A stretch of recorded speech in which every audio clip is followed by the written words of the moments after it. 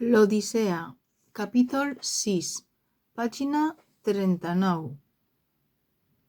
El regne dels morts.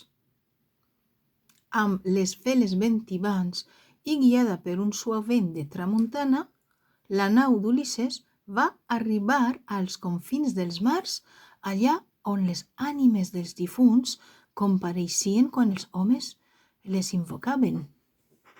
Quan va baixar a terra ferma, Ulisses buscà el lloc exacte que la deessa Circe li indicà i, quan el va trobar, va dur a terme els actes rituals que ella havia ordenat.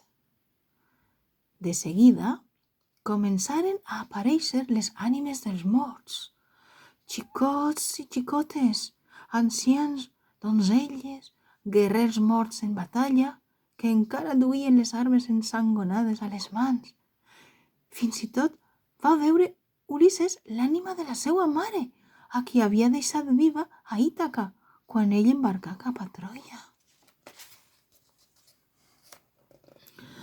L'ànima del cec endeví Tiresies no tarda molt més en aparèixer. De seguida que ho va fer, l'endeví li preguntà al navegant: «Astut Ulisses, per què has vingut fins a aquest lloc mancat d'alegria?»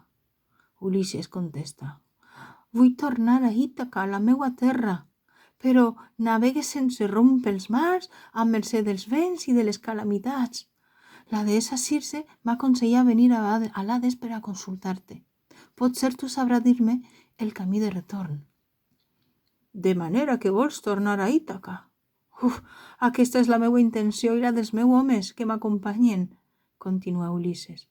«No obstant això, el nostre viatge sembla que està tocat per una maledicció». «No es tracta de cap maledicció. El causant dels teus mals és Posidó, el déu dels mars. Et guarda un gran ressentiment des de que vas deixar sec al seu fill Polífem, i la seva ira et farà el retorn ben amarg». Descoratjat, Ulisses no s'ho podia creure. De manera que aquell cíclop era Polífem, fill de Posidó, i és per ell que patim tantes calamitats. Això mateix. Aleshores mai més no veuré Ítaca. No és aquest el destí que els déus et tenen reservat. Quin és, doncs? Jo tan sols puc dir-te que seguireu el viatge cap a la vostra terra, però solament si sou capaços de reprimir els vostres desitjos quan ancoreu a l'illa del déu d'Hèlios, que és la primera illa a què podreu baixar a terra quan abandoneu l'Hades. Allí trobareu les vaques i les ovelles del déu. Si deixeu en pau els animals, seguireu el vostre viatge sense cap novetat. Però si els feu cap mal, serà la fi de la teua nau i de tots els teus companys. Tu tornaràs a casa tard i en nau aliena, i quan hi arribaràs, la desgràcia regnarà al teu palau, ja que uns homes insolents s'estan aprofitant dels teus béns i pretenen la teua esposa, Penèlope, i tot el teu regne. Això va dir l'endeví, i Ulisses se sentí encara més descoratjat. La ira de Posidó el perseguia. La seva mare era morta. El retorn a la terra paterna no es presentava mancat de noves calamitats i el que és pitjor, uns homes sense escrúpols intentaven apoderar-se del seu regne i de la seva esposa. Quan després de pronunciar els oracles, l'endeví reprengué el seu camí. Ulisses, amb el cor destrossat, encara va veure com passaven per davant seu un gran nombre d'esposes i de filles d'herois.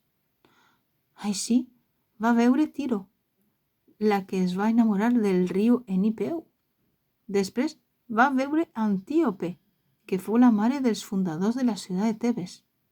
Després d'aquesta va veure Alcmena, el fill de la qual era l'invencible Heracles, el del cor de leó. I també va veure Epicasta, la que va prendre el seu fill Èdip per marit, i la bellíssima Cloris, que regnava a Pilos, i Leda, que fou la mare de Càstor, el domador del poltres, i de Polideuces, el magnífic púgil. Igualment va veure Ifimeda, i Fedra, i Priocris, i la bella Diana, filla del malvat Minos, i Mera, i Clímena, i l'odiosa Erífila, que va vendre el seu marit en canvi d'or. Tot seguit, després que les ànimes d'esposes i filles van passar de llarg, Ulisses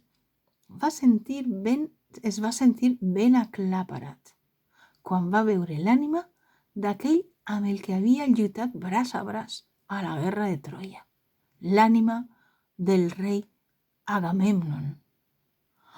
«Gloriós Agamèmnon», li digué, «quina mena de mort et va abatre? Pot ser Posidó provocar terribles tempestes i t'enfonsar amb les seues naus?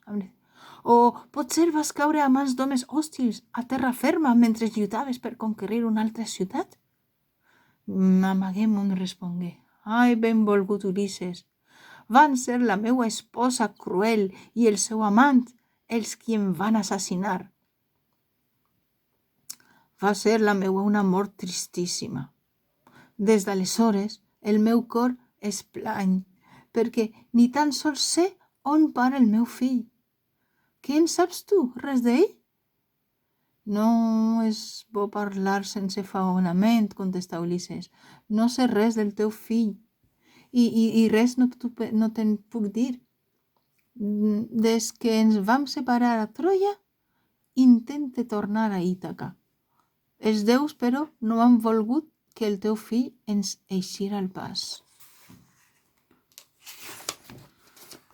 Mentre tots dos vessaven llàgrimes d'aflicció, van aparèixer les ànimes d'altres herois, entre les quals estava la d'Aquileu, el dels peus lleugers, i la de Minos, que administrava justícia entre els morts, i la del gegant Orió, el de la massa de bronze eternament irrompible. I Ulisses també va veure a Tició, que havia intentat violar una companya de Zeus, i per això sofria el càstig de 2 voltors que li rosegaven les entranyes. I també va veure Tàntal, el qual, surtant en un llac amb aigua fins al coll, mai no podia apaivagar la set, perquè l'aigua desapareixia quan feia per beure-se-la. Ulisses també va veure Sísif, condenat a empènyer cap al cim d'un turó una pedra enorme, que en l'últim moment sempre acabava redolant cap avall. Així mateix va veure la imatge d'Hèracles. L'heroi estava envoltant de cadàvers famolencs i ell, amb l'arc armat amb una fletxa, no deixava de mirar-los de reüll amb aire amenaçador. La seua espasa penjava de la corretja de cuir que li travessava el pit. També lluïa un cinturó d'or, tot d'or, on es veien magnífics relleus d'ossos, de porcs senglars, de lleons, de combats i de matances. Ulisses va reconèixer alguns altres guerrers morts, fills gloriosos dels déus, però aleshores el soroll esglaiador d'una munió de morts el va fer empal·lidir. Tot d'una va témer que inesperadament apareguera al cap de la Gorgona un monstre terrible que deixava petrificat tot aquell que el mirava als ulls. Així doncs, tornà de pressa a la nau i ordenà als seus companys que amollaren ràpidament les amarres i que remaren amb força. Molt prompte, l'onatge i una brisa favorable els allunyà de l'Hades.